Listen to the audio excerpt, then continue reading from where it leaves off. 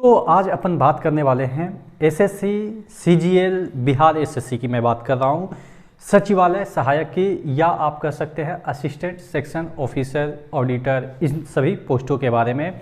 कब तक वैकेंसी आएगी सीजीएल 4 की वैकेंसी, यानी कि कब तक आने वाली है, तमाम चीज़ों पे हम इस वीडियो में डिस्कस करने वाले हैं। सचिवालय मैं गया भी था, पता भी लगाया कि कब तक इसकी वैकेंसी आ रही है, तो उसी आधार पे आपको आज डिटेल नोटिफिकेशन का जो डिटेल है वो चीज़ें समझाएंगे। तो चैनल पे नए हैं तो सब्सक्राइब जरूर कर लीजिएगा, क्योंकि इंडिया के तमाम जो एग्ज़ाम होते हैं उसके अपडेट आपको इस चैनल पे मिलती रहेगी। तो लाइक जरूर कीजिएगा और चैनल को सब्सक्राइब जरूर कर दीजिएगा, ठीक है। तो चलिए हम बात कर लेते हैं बीएसएससी सीजीएल 4 की। देखिए सीजीएल 3 का ज्वाइनिंग प्रोसेस लगभग अब कंप्लीट हो चुका है, 4 की आने की बात है। अब देखिए ये जो चीज़ें हैं वो आपके मार्च में तो नहीं आएंगे, आपको भी पता है क्यों नहीं आएंगे, आचार संहिता लग जाएगी। अप्रैल में भी नहीं आएंगे, जून में भी नहीं आएंगे। क्यों नहीं आएंगे? क्योंकि जब इलेक्शन हो ही जाएगा तो फिर लाने का क्या फ़ायदा होगा। वैकेंसी कब लाई जाती है ये तो बच्चा अब जान गया है। तो यानी कि ये जो वैकेंसी है, हालांकि जो रोस्टर क्लियर हो रही थी अब लगभग ख़त्म होने को कगार पे है। आपके फरवरी के लास्ट तक जो है वो नोटिस जारी हो जाएंगे और मार्च में इसका फॉर्म जो है वो भरा जाना चालू हो जाएगा। तो ये आप 100% मान के चलो कि नोटिस अब कुछ ही दिनों में निकलने वाली है, ठीक है। अब बात कर लेते हैं कि ये जो वैकेंसी है वो कितना होगा। देखिए वैकेंसी ऑब्वियस है, आपको भी पता है 2000 के आसपास ही रहता है, ऊपर नीचे होता है। इसमें 200-300 एक्स्ट्रा आपको मैं इसलिए बता रहा हूँ क्योंकि इलेक्शन का समय है, थोड़ा सा वैकेंसी अप ही आएगा, डाउन नहीं आएगा। क्यों आ पाएगा? क्योंकि इन फ्यूचर जो खाली सीटें होंगी उसको भी इसमें जोड़ दिया जाएगा। तो इस वजह से आपकी वैकेंसी जो है ये जो है वो आपका जो है वो 2500 के अराउंड में ही वैकेंसी आएंगे, ठीक है। अप्लाई कब से होगा? मार्च से, अभी मैंने बताया, ठीक है, मार्च से अप्लाई होगा। फीस की हम बात कर लेते हैं। देखिए फीस दो प्रकार से लिए जाते हैं, एक कम एक ज़्यादा। ज़्यादा किसको पड़ेगा?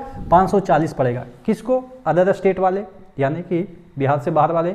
उसको किस चीज़ में कंसीडर किया जाता है? जनरल में किया जाता है। उसके बाद ओबीसी, ईडब्ल्यूएस, इनको 540 रुपया लगेगा। 135 किसको लगेगा? फीमेल, जितने भी कैंडिडेट हैं फीमेल उनको कितना लगेगा? 135। एससी और एसटी को भी 135 लगने वाले हैं। तो ध्यान देने वाली बात है। एज की हम बात कर लेते हैं।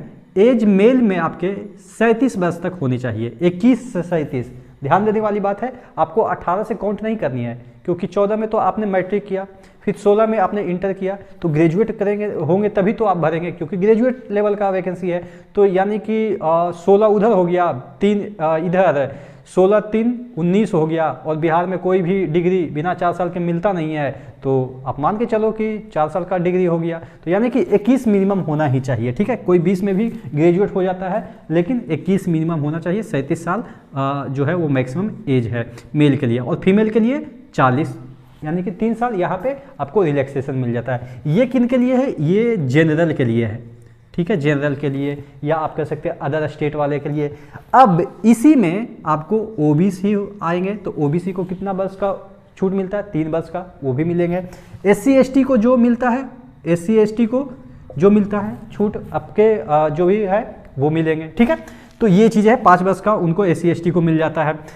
अब क्वालिफिकेशन जो है वो क्या होना चाहिए? ग्रेजुएट होना चाहिए। कोई भी सब्जेक्ट से आपने ग्रेजुएट किया है, आप इंजीनियरिंग बैकग्राउंड से भी है, बीटेक भी किया है, तो वो ग्रेजुएट ही कहलाते हैं। 4 साल का ग्रेजुएट किया है या 3 साल का किया है, या बिहार में 8 साल का होता है, वो आपको भी पता है। तो ग्रेजुएट होना चाहिए कहने का मतलब।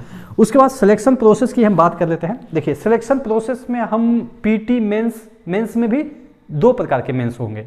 आप कहेंगे 2 प्रकार का मेंस कैसे होता है? एक मेंस होता है क्वालिफाइंग, और एक मेंस होता है जिसपे कि आपका फाइनल सिलेक्शन होगा, ठीक है। पीटी आपके कितने नंबर के हो जाएंगे? 600 नंबर के हो जाएंगे। जी के 50 क्वेश्चन, जीएस 25 क्वेश्चन, यानी कि general science, maths 25 question, reasoning 50 question.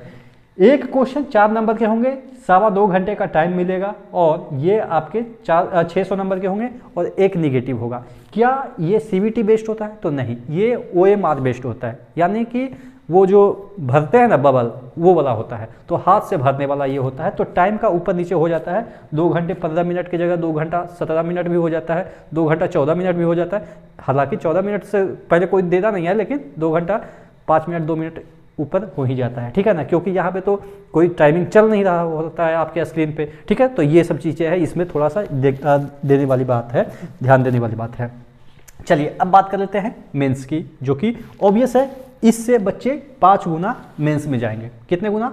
5 गुना। तो यानी कि अब इतना कितना वैकेंसी है आपके 2500, तो यानी कि आप 10,000 मान के चलो, 10,000 बच्चे जो हैं वो मेंस के लिए बैठेंगे, और उसमें भी सिलेबस आपके सेम ही है, तो अलग से कोई प्रिपरेशन नहीं करनी है। तो कहेंगे कि सर हिंदी क्यों लिखे हैं यहाँ पे? हिंदी भी मेंस का पार्ट है। सबसे पहले आपके हिंदी के ही पेपर होंगे, ये वाला पेपर होने से पहले आपके यही वाला हो जाएंगे। कई बार ऐसा ही हुआ है, मेरे साथ तो ऐसा ही हुआ है, हिंदी के पेपर पहले होंगे।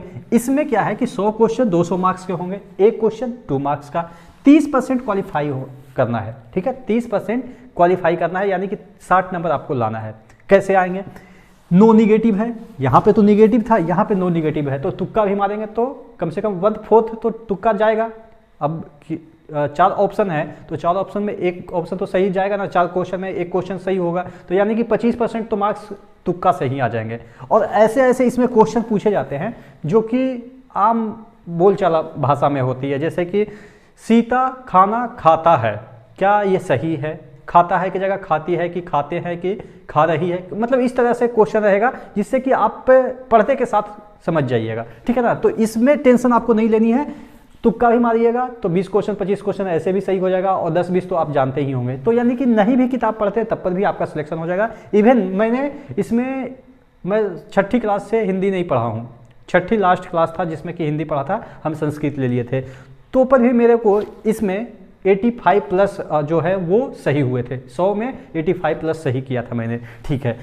तो मेंस आपने देख लिया, यही वाला सेम सिलेबस है, और हिंदी इसके साथ है रहेगा। अब इसमें क्वालिफाई कीजिएगा तभी ये वाला पेपर आपका काउंट होगा, नहीं तो अगर इसी में फेल हो जाएगा तो इससे कोई मतलब ही नहीं है, ठीक है। तो बात समझ में आ गई।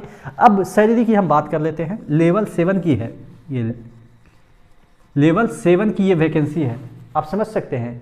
रेलवे में जब आती है लेवल 6 हाईएस्ट होती है सी ग्रुप में, आप समझ गए होंगे, जो आपका एसएससी है वो लेवल 6 है, स्टेशन मास्टर 6 है, लेकिन ये है लेवल 7 की वैकेंसी, तो अच्छी खासी सैलरी, और वो भी ज़्यादातर आपके इसमें जो जॉब होते हैं वो पटना में ही होते हैं। हालांकि कार्यालय जो मुख्यालय होता है वहाँ पे भी आपके होते हैं जॉब, लेकिन आपको सबसे बड़ी इसमें पॉजिटिव पॉइंट ये है कि आप बड़े बड़े शहरों में रहेंगे, गया में रहेंगे, या आप बिहार शरीफ में रहेंगे, या मतलब पटना में रहेंगे, या मुजफ्फरपुर में रहेंगे, यानी कि बड़े बड़े शहरों में ही इसका काम होता है। और 80% जो बंदे होते हैं ना, 80 तो नहीं कह सकते हैं, 70% जो बंदे होते हैं वो आपके पटना में रहते हैं, तो यानी कि सब चीज़ से सुविधा आपको यहाँ पे मिल जाती है।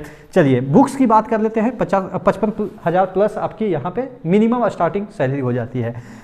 उसके बाद बुक्स की हम बात कर लेते हैं, किरण की जितने भी बुक हैं इससे रिलेटेड, इस सिलेबस से रिलेटेड आप पढ़ सकते हैं। एडुटेरिया के जो जीके है, करंट अफेयर्स, वो पढ़ सकते हैं।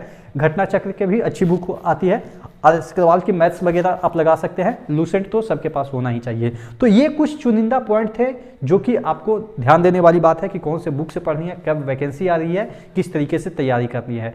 आप कौन से वैकेंसी के बारे में और वीडियो चाहते हैं जरूर नीचे कमेंट में जरूर बताइएगा, जिससे कि हम आपकी बातों से अवेयर हो और उसी के अकॉर्डिंग वीडियो बनाएं, ठीक है। तो नेक्स्ट वीडियो मिलते हैं, तब तक के लिए जय हिंद। चैनल पर नए हैं तो सब्सक्राइब जरूर कर दीजिएगा।